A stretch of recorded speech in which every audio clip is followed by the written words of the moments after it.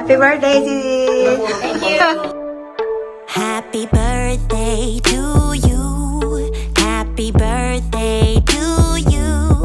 Happy birthday, happy birthday, happy birthday to you. Happy birthday to you.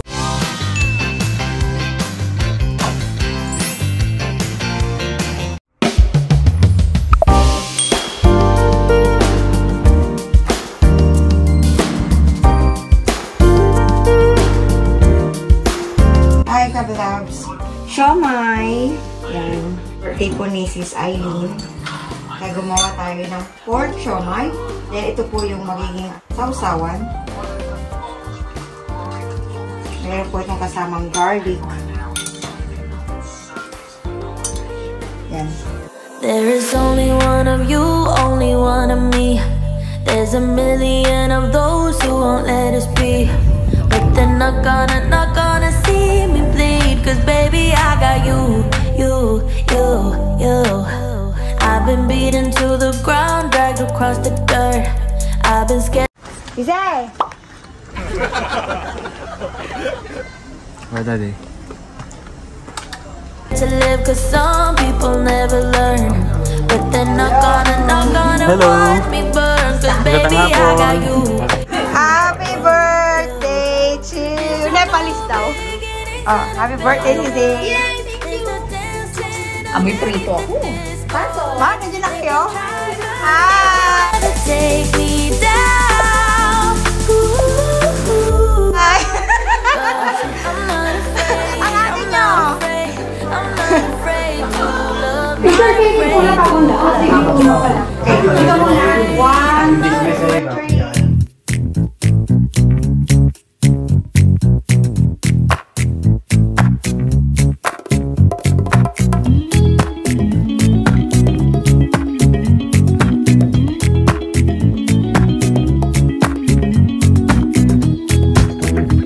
Okay, hello Kabilabs! Welcome po sa ating channel. Sa mga bago po sa ating YouTube channel, si Sis Eileen po yung kasama kong dumating dito sa UK from Israel.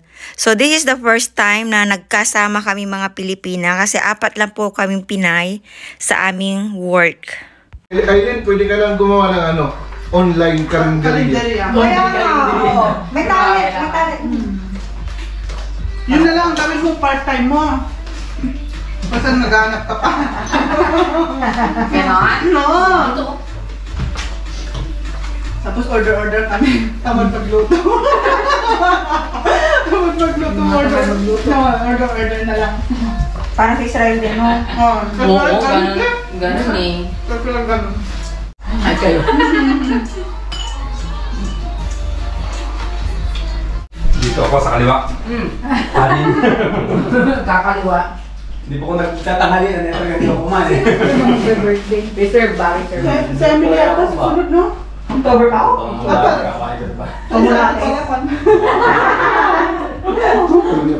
Okay, so ituloy natin yung ating kwento. Voice over na lang tayo mga Kabilabs kasi ito yung kauna-unahan kasi namin na nagkasama kaming 4. So kukunin ko na tong opportunity na ito para magpasalamat unang-una kay Ate Rose kasi matagal na po siya sa nursing home na aming pinagtatrabahuhan ni Sis Eileen.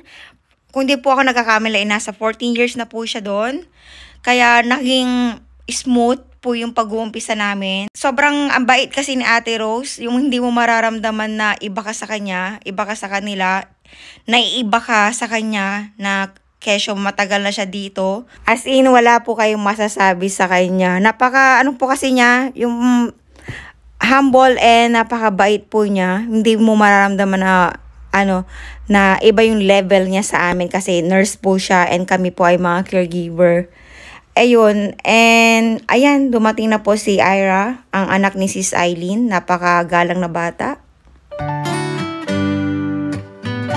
Isang session lang ako. Oo, kahit ano lang. Ituturo lang naman Ito sa'yo. ko pa naman nagmamaneho dito eh. Kunti na lang siguro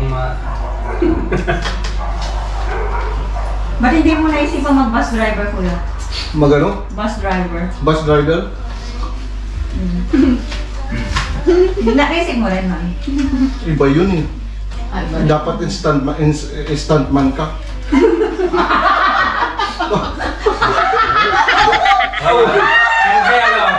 Yung si Spencer Reyes, di ba magaling tumambling? Rider ka sa Scotland? Pinaparod namin si Spencer Reyes ngayon. Rider sa Scotland Eh, hindi naman siya katanggaran. Pero alam mo, may kanadin sa amin. Si Spencer Reyes? Wala ka lang sa partner ba sa amin. Scotland. Pupunta siya dito. Pupunta lang London yan. Bus driver na London. Grabe. Ang galing mo. Uwi siya ngayon eh. Yung mga saka, ang hirap ipasa ng maturity test sa bus pa. Ang hirap. Yung mahirap nun eh. Pero tatry din. Ano. Okay, so ituloy po natin ang ating kwentuhan. Hindi ko pa po pala na ipapakilala sa inyo. Yang naka-stripe po ay asawa po ni Sis Eileen. Ang pangalan po ay si Bro Ronnie. Nagtago na po, nandun po siya sa loob ng kusina. Ayan, so kung subaybay nyo na po itong channel ko po ay na-vlog ko na po itong bahay ni Sis Eileen. Ayan, dumating na. Nag-uusap sila ng kanyang anak, si Ira. So, mabalik tayo sa ating kwentuhan. Ayan, si Sis Nelly po ay galing din pong Israel. Isa lang po yung agency namin, 3. Pero alam nyo po ba, kahit na from Israel kaming 3, ni Sis Eileen at Sis Nelly, hindi kami magkakilala. Nagkakilala lang kami. Si Sis Nelly, nakilala lang namin nung dumating kami dito sa UK. Pero to be honest, si Sis Eileen, hindi ko rin siya kilala dati. Nagkakilala lang kami nung papunta na kami dito, nung nag-aayos na kami ng visa, ganon. Nagtatanungan na kami ng mga dapat dalhin. Pagdating naman sa, nandyan din po pala si Kian. Ayan, ulo na lang nakikita nyo dyan. Mamaya po may darating na bisita. Mga Nepalese po. Kasi sa work po kasi namin, maraming lahi doon. Pero mas marami ang English or mga Briton. Pangalawa, mga Nepalese. Ang dami din mga Nepalese, mga kabilabs. Yung iba doon, magkakamag-anak na. Nandun yung asawa, nandun yung nanay, nandun yung anak. Ganon din po sa English, sa mga British. Parang pamilya na yun nandun. And kami mga Pilipino. And isang Indian. Iba-iba na kaming nations na nandun. Iba-iba ng nationality. So, ang ganda ng kwentuhan namin mga kabilabs. Kaso, medyo nabitin kasi 2 hours lang. 4 to 6 kami nagkausap na Tagalog. And by 6 PM kasi darating na yung mga Barbie girls. Barbie girls ang tawag namin sa tropa ni Sis Eileen ng mga Nepalese na mga day shift. Sila kasi yung tropang day shift. Actually, ako lang yung night shift sa kanilang lahat dyan. And yun, ang saya lang kasi naging busy yata kami sa work. Ngayon lang kami nagkasama mga Pilipina. Buti naisipan ni Sis Eileen maghanda. Pinilit pa namin siya. Nung una sabi niya, malit lang kasi yung bahay namin para tayo magkakasya. Pero tingnan nyo naman, nagkasya naman lahat. Ayan, looking forward. Masaya yung namin dito, yung pag-uumpisa namin dito sa UK. Malaking bagay talaga. Ibabalik ko uli yung pasasalamat namin kay Ate Rose at sa kanyang asawa. Marami silang naitulong sa amin. Pinakauna is nung naghanap kami ng bahay. Kasi nung dumating kami dito ay nasa hotel kami ni Sis Eileen.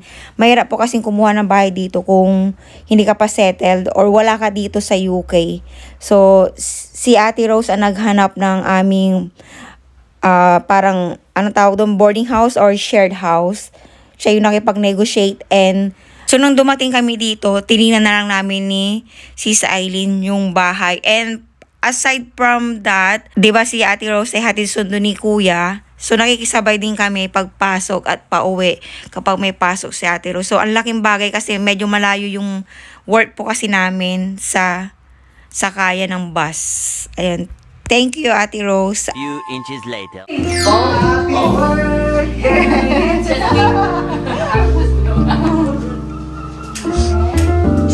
muna.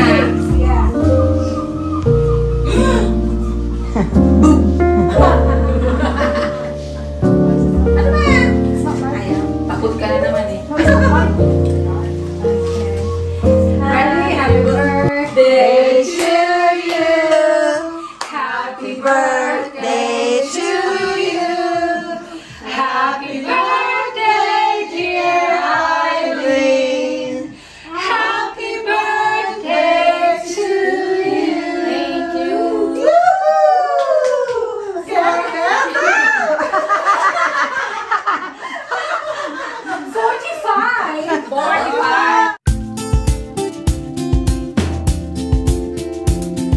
May buhay pala doon. Pag nalalaman ko yung mga amoy, may bago pa. Kapital ko na ako, kakapal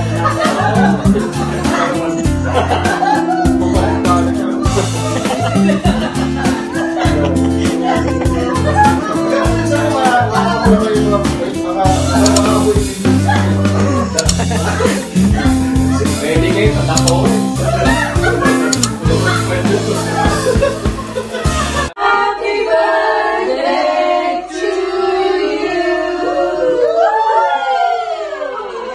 Thank you. Let's have some cake.